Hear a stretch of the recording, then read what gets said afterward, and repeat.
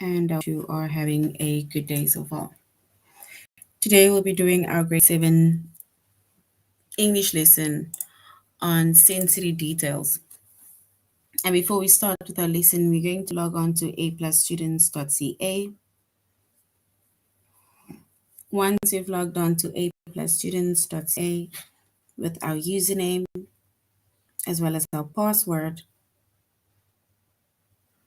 and then we're going to select the subject of language arts, grade 7, and then we're going to scroll down up until we get to the chapter of sensory details.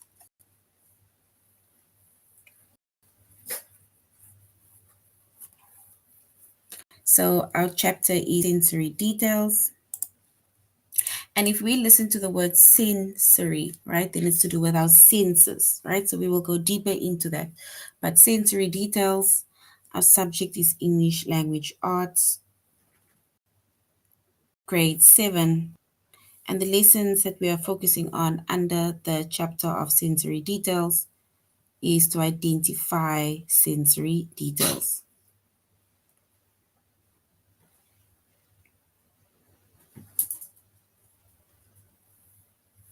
And we are doing our tutorial lesson on aplusstudents.ca. All right, so when we hear the word sensory details, right, then we do think of our senses, right?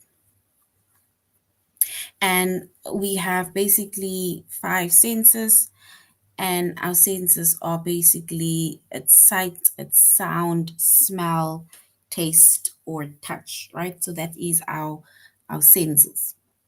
So when it comes to details, right? Or when it comes to writing, when it comes to imagination or a reader's imagination, then the reader, or let's say the writer, uses sensory details to make stories and scenes easier for the reader to imagine, right?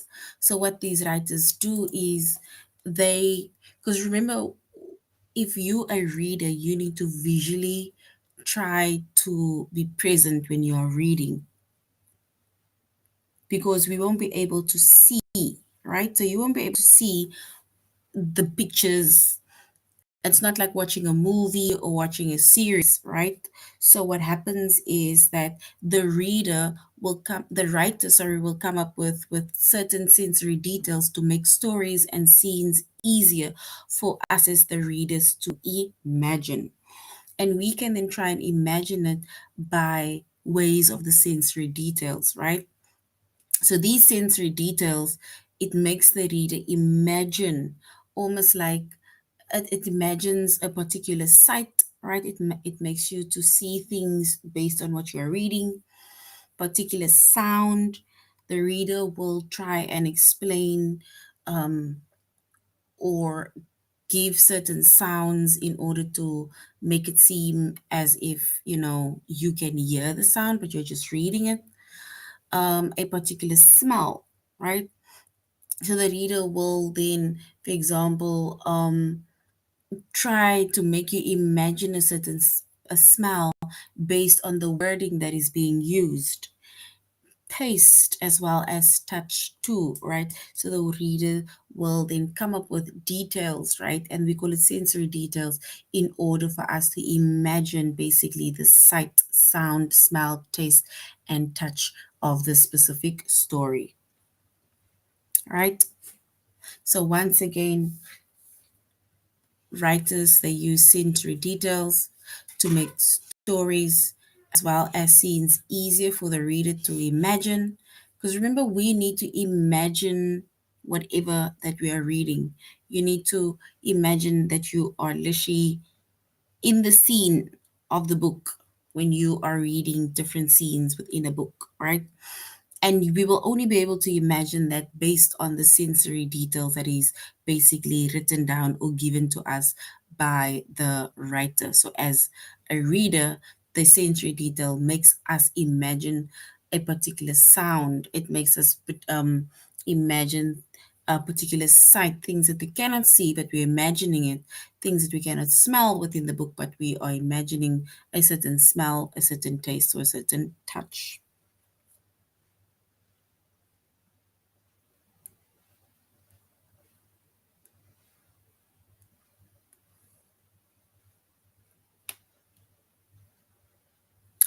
And if we look at a few examples, right, of the five senses, right, or sensory details. So we are going to listen to, we're going to read the five senses as well as a breakdown of how, of the sensory details that the writer would basically, for example, write down in order for us to imagine or for us to just give us an idea of us trying to be within the book, right? Because remember, when it comes to reading, then you need to imagine that you are in the book. You need to imagine that you're in the scene, right?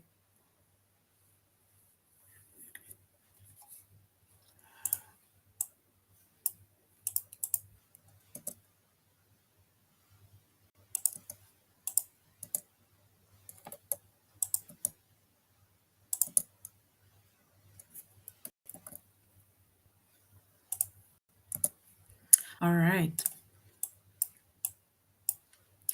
So when we look at the first word, the first sensory detail, which is sight, right? Sight, and this is also to see, right? So of course, if you are reading, you cannot see anything, right? But now the writer is going to give us details in order for us to imagine that we can basically see the specific scene, right? So when it comes to sensory details, specifically sight, then it would be something maybe like John's face glowed with the light of the fire. So now you need to figuratively imagine how John's face glows from the light of the fire, right? You need to picture a light of the fire, and then you need to also try and picture and imagine John's face and how it glows because of the light of the fire. Then we have sound, right? Sound is basically what we hear. And if you are reading, then of course you cannot hear anything, right? Because we are basically only reading. So, sound, which is also to do with hearing. And it says, in the morning, Samantha awoke to the chirping of birds outside her window. So now you are imagining, trying to picture in your mind or trying to paint in your mind the like Samantha waking up in the morning, and you need to try and imagine the chirping of birds outside her window, right? So you will basically, it's almost like automatically you'll hear the chirping of the birds because your mind will automatically switch on and try to imagine the sound that is being created by the writer. Then we have smell, right? Then we have smell. So, of course, you cannot smell something when you are reading about it, but we can imagine the smell, the aroma, right, when reading something. It says, I caught a whiff of freshly baked bread as I passed by the bakery.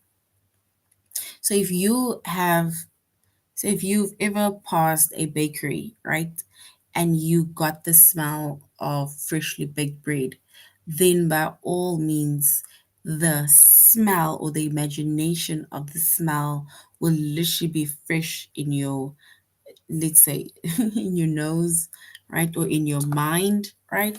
So even though you are reading it, you will kind of get an idea of the aroma of the scent of the smell of freshly baked bread, and especially if you have already passed a bakery whenever, right, and the you know how um freshly baked bread smells, right? So if you read, let's say basically what the writer writes about or how he describes or gives details about smell, right, then you will be able to try and imagine the freshly baked bread as you pass by the bakery, for example, while you're reading. Then we have taste. And of course, we cannot taste anything if we are reading a book. We cannot be licking the book to give us an idea of what we are reading, right? Because we're just going to be licking dusty paper. So, taste. It says the sharply sour apple made Mary's mouth pucker. Mm. So if you have ever eaten anything sour, right, especially a sour apple, right, then by all means, while you're reading, you'll probably pull your face. You'll probably pull your face because you will get the idea, or you'll probably get the taste of a sharply sour apple taste in your mouth, right? And these are only things that you are imagining, and you're only imagining this based on what you are reading. But also, past experiences, right, will be able to help you imagine all these things that the writer writes. So basically, the sour apple, right? And usually, if you eat something sour, you like pull your face, pull your mouth. It's if you want to wipe this whatever you've eaten, the awful taste off from your tongue, which we won't be able to. Then we have touch, right? Other than touching the book while reading it, right? But we cannot touch anything based on what they are reading or what they're saying in the book, right? So touch. Ted was uncomfortable in his scratchy wool sweater. So Ted was uncomfortable in his scratchy wool sweater, right? So now we need to imagine, right, how it would feel if we were to wear a scratchy wool sweater, right? If you wear a scratchy wool sweater, or let's say a wool sweater, right? And sometimes it can be very irritating, right? You'll be itching all the time because of the material that is being used. So now you are imagining how uncomfortable Ted must be in his scratchy wool sweater. It's probably like, scratching all the time, feeling all uncomfortable, right?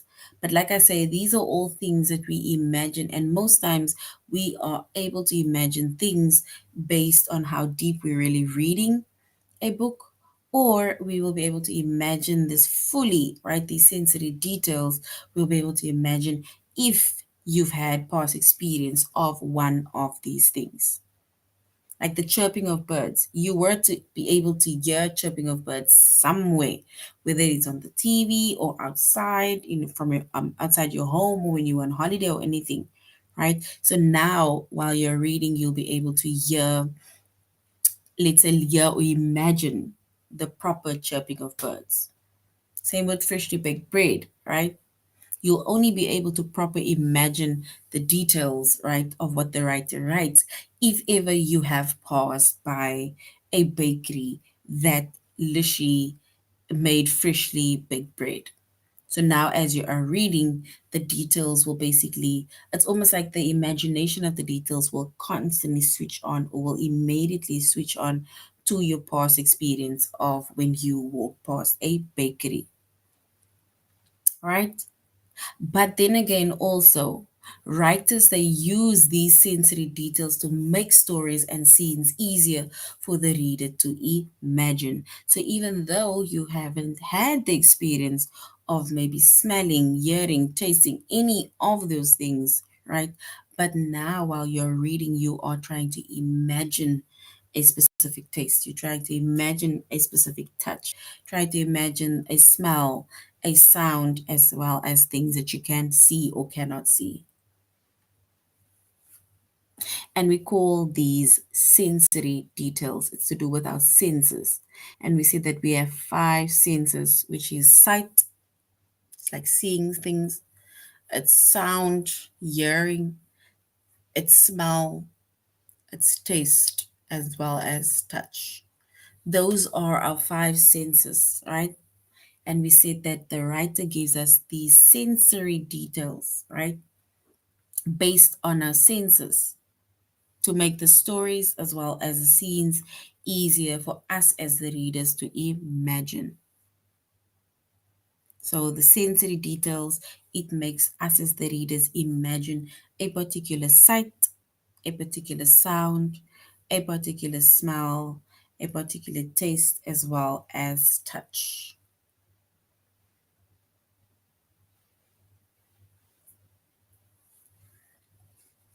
All right. And we said we are doing our tutorial lesson on aplusstudents.ca, right? So let's go to aplusstudents.ca.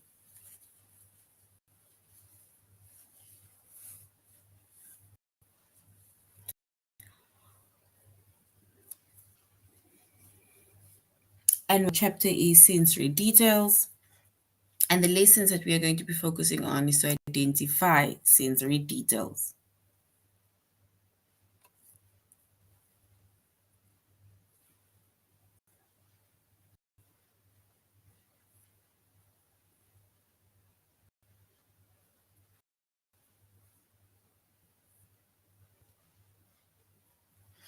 All right, so now it says writers they use sensory details to make stories as well as scenes easier for the readers to imagine.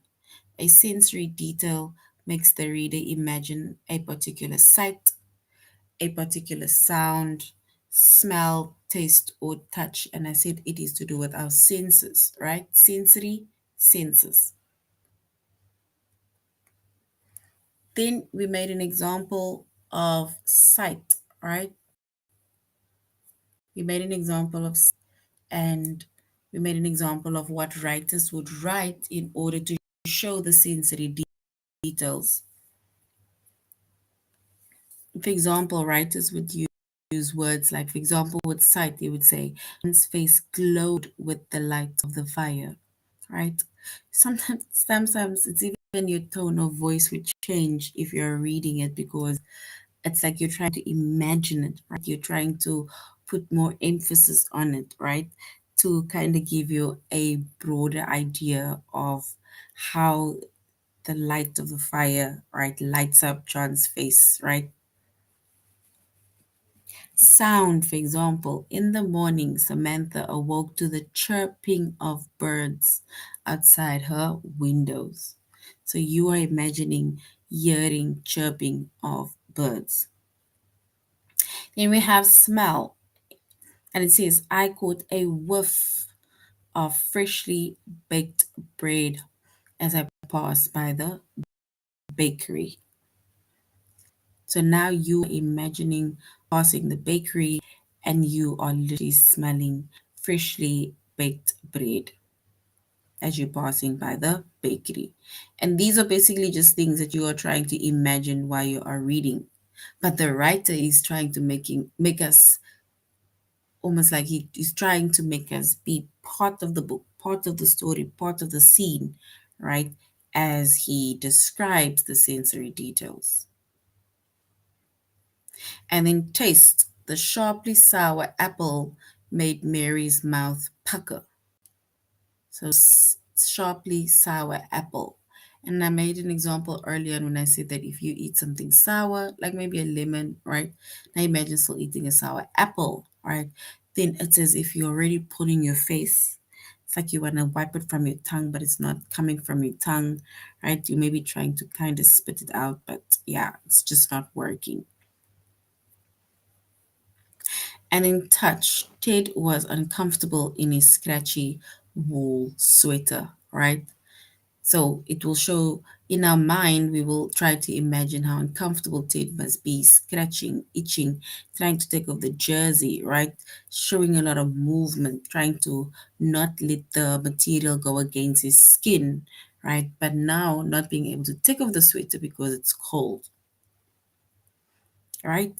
So basically, this is the writer trying to give us more ideas of or more details of how to imagine words with sight, with sound, with smell, with taste and touch within the writing.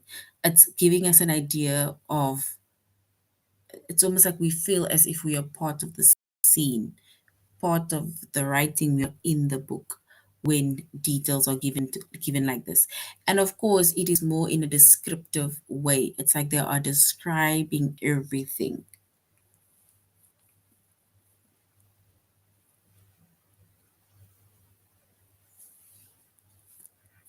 All right. So now I'm going to select the sentence with the sensory details that describe how something feels to the touch. How something feels to the touch. It says Reed was starting his new job at the health clinic. On his first day of work, Dr. Carey told Reed how to clean the equipment. The instruments had to be sterilized in water that was so scalding hot that Reed couldn't pick up them couldn't pick them up, even with the gloves on until they cooled. According to Dr. Carey, sterilization was necessary to make sure the equipment didn't pass infections from one patient to the other.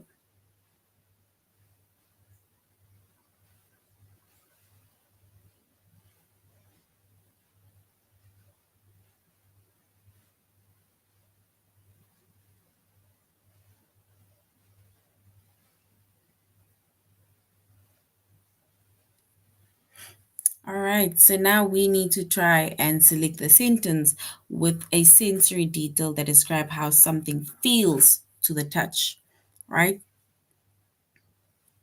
And here they say the instrument had to be sterilized in water that was so scalding hot. So basically, this instrument, it was so scalding hot that Reed couldn't pick them up. So something is usually extremely hot, it would like burn your finger and automatically would drop that, right?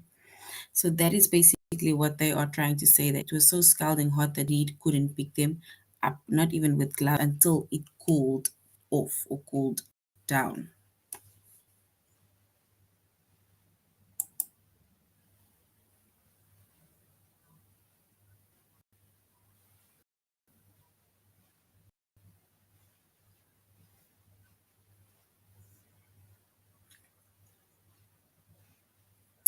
All right. So we chose, or let's say we identified or underlined, we spoke about how something feels to the touch, and we said that it was so hot that Reed couldn't pick them up, right? So it was hot that it burnt fingers. So that is what we are trying to imagine. Here we have it. It says the instrument had to be sterilized in the water that was so scalding hot that Reed couldn't pick them up, right?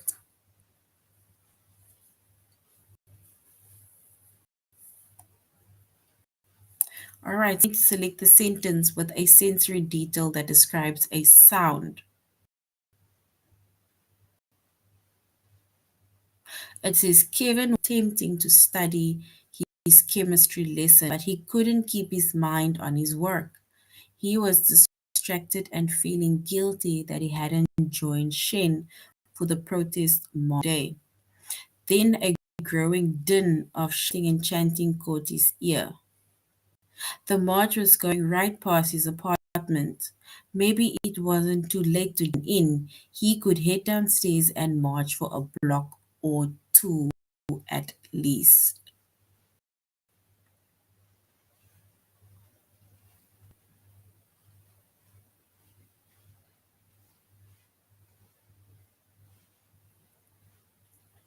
All right, and if we were to select the sentence with a sensory details that describes a sound, right? They say that Kevin was distracted and feeling guilty because he wanted to join the protest. So now when it comes to describing a sound, they say then a growing din of shouting and chanting caught his ear. So those are to do with sound. Now to imagine growing din of shouting and chanting, right? Especially when they are protesting.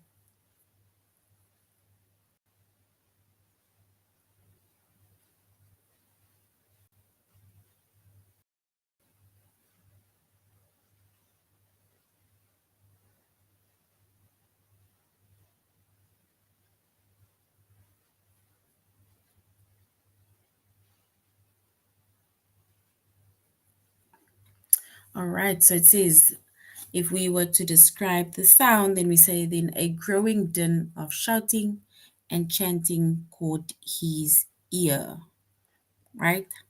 So that is basically the sensory details that describe sound, which is the growing din of shouting as well as chanting, especially when people are protesting, right?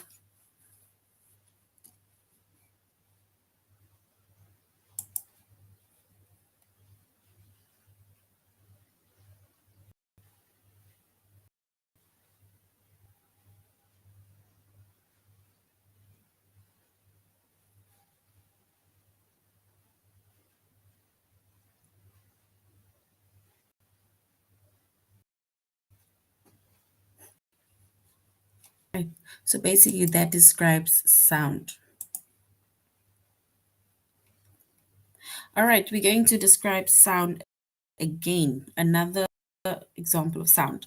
Select the sentence with a sensory details that describes sound. It says, I love visiting mother's house except for one thing. She lives right under the flight path of the international airport. The large planes flying overhead shriek and rumble. So we're going to choose the word. The flying, let's say the large planes overhead shriek and rumble, making so much noise that I can't think straight until they've gone. The funny thing is that I find it irritating. Grandma and my little sister Sadie always get excited when the planes pass over us.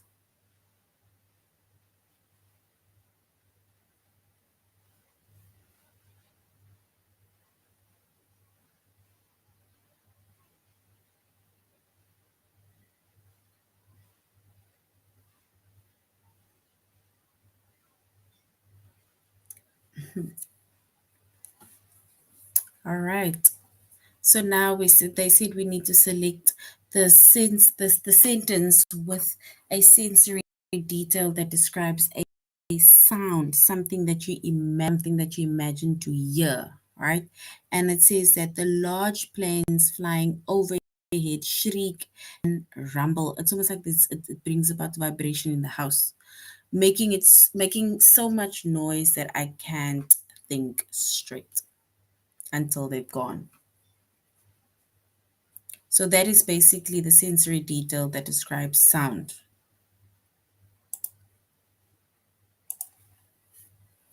So shriek and rumble. All right, let's go to our test, right? Where we are going to identify sensory detail. It can be sight, touch, smell, taste, or it can be sound, right?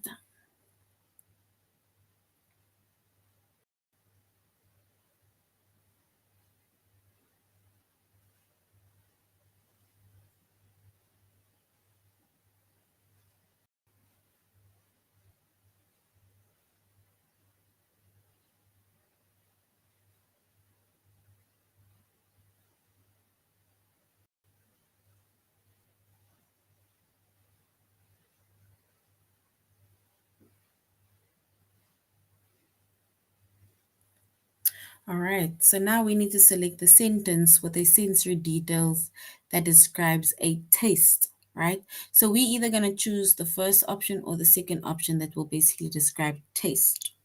So please do let us know which option you think is correct. It says Jane's soccer game was cancelled because of the forest fire. She hadn't understood the logic of that since the fire was miles away. But that afternoon when she went outside, she got a big mouthful of that sooty, smoky ash flavor from the fire. Mom was right, today was the day to stay inside.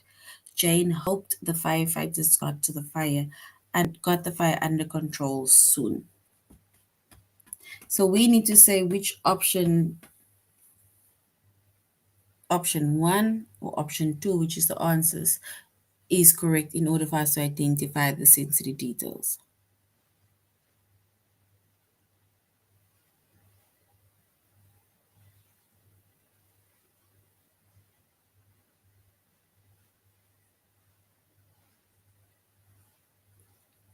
All right, so we are selecting the sentence with sensory details that describes taste. Is it the first option where mom was right? Today was a good day to stay inside. Jane hoped the firefighters got the fire under control soon. Or but that afternoon when she went outside, she got a big mouthful of that soothing, smoky ash flavored from the fire. So we need to choose one of these options to complete the sentence.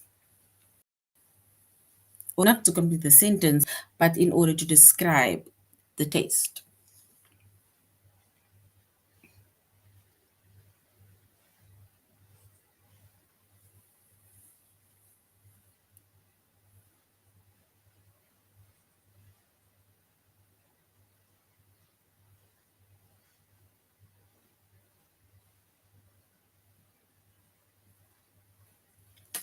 So we need to select the sentence with sensory details that describes taste.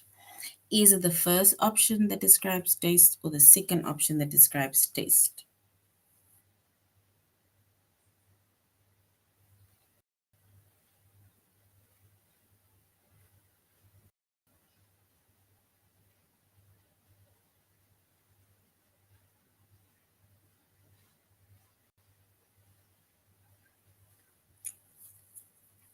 All right, and if we were to choose the correct one, we would choose the second option that says, but that afternoon when she went outside, she got a big full of that soothing, smoky, ash flavored from the fire.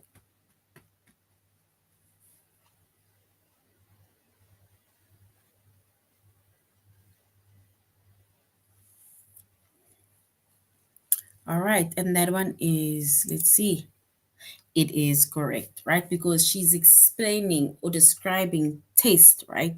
It's not something she necessarily ate, but it's the taste that she got when she stepped outside, right? We need to select the sentence with the sensory detail small that smell that describes smell.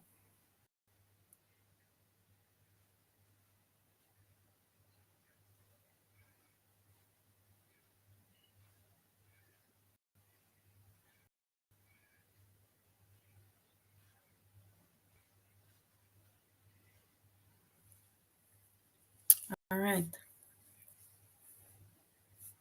It says we need to describe the smell. It says Irene held her nose and tried not to breathe in the nasty fumes of fresh sewage. So basically, nasty fumes of fresh sewage rising from the broken sewer made in the streets outside her house. This was really dreadful.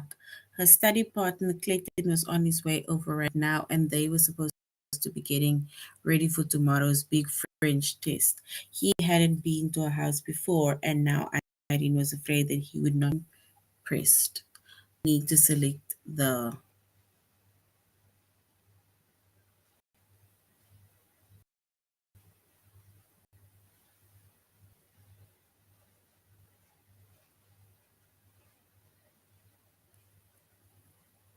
so we need to basically show or give the sensory details of the smell. And it says these are the options. Irene held her nose and tried not to breathe in the nasty fumes of fresh sewage rising from the broken sewer main in the street outside her house. Or he hadn't been to a house before, and now Irene was afraid that he would not be impressed. And we are talking about the details of smell, then we would definitely choose option one.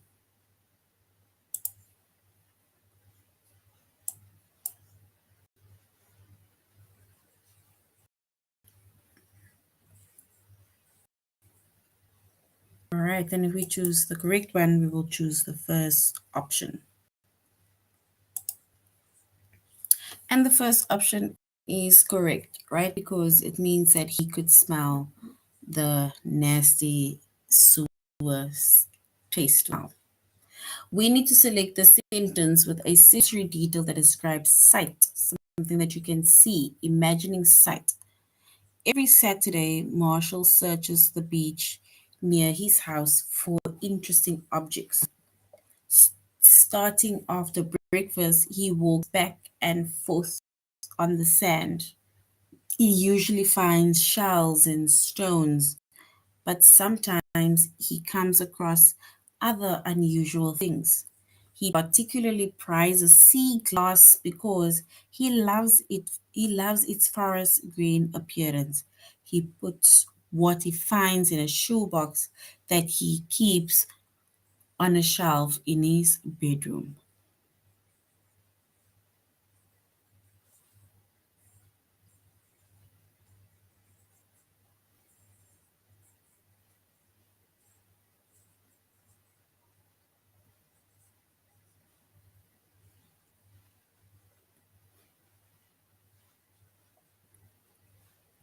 So we need to describe sight, things that we can see, right?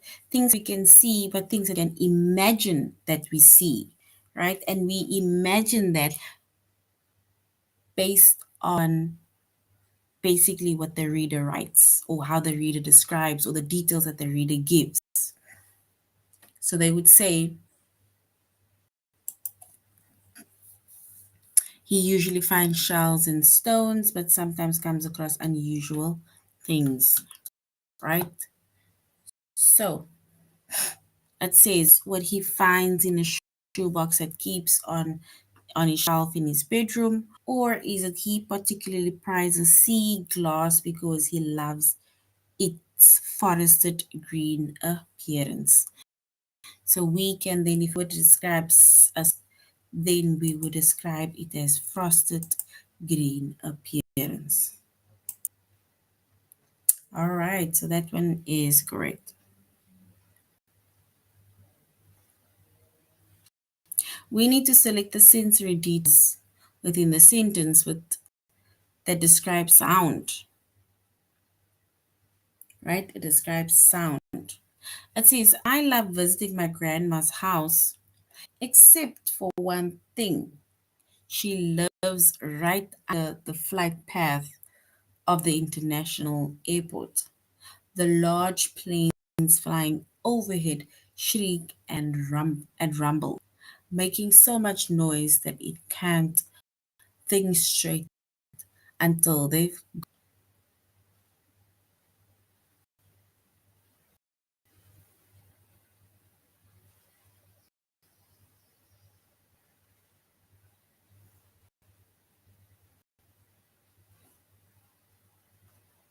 So we need to basically select the sentence with the sensory details that describes sound, right? It says, I love visiting my grandma's house except for one thing. Nope.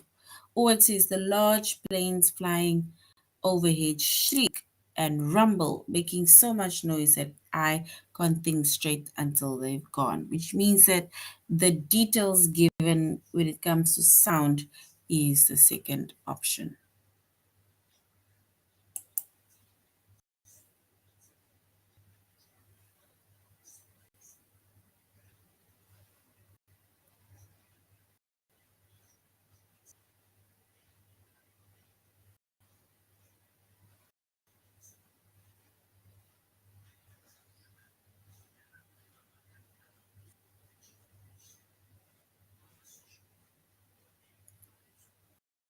And if we choose the correct option, right, which shows how, oh no, we are now by the next one. It says the satin costume felt smooth and soft against Maria's arms and shoulders as she entered the room.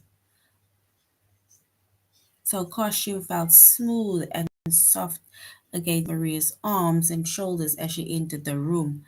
Her brother had wanted Maria to come to this costume party dressed as a monster, but Maria had already made other plans. sewing her princess gown had taken all night, but final product was worth the work.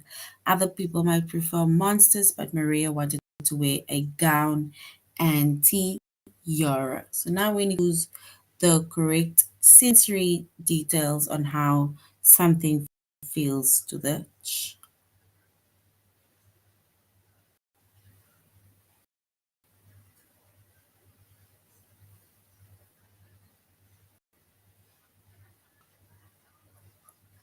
All right, so if we were to choose the correct, let's say, details that describes how something feels to touch, then we would say the satin of a costume felt smooth and soft against Maria's arms and shoulders as she entered the room.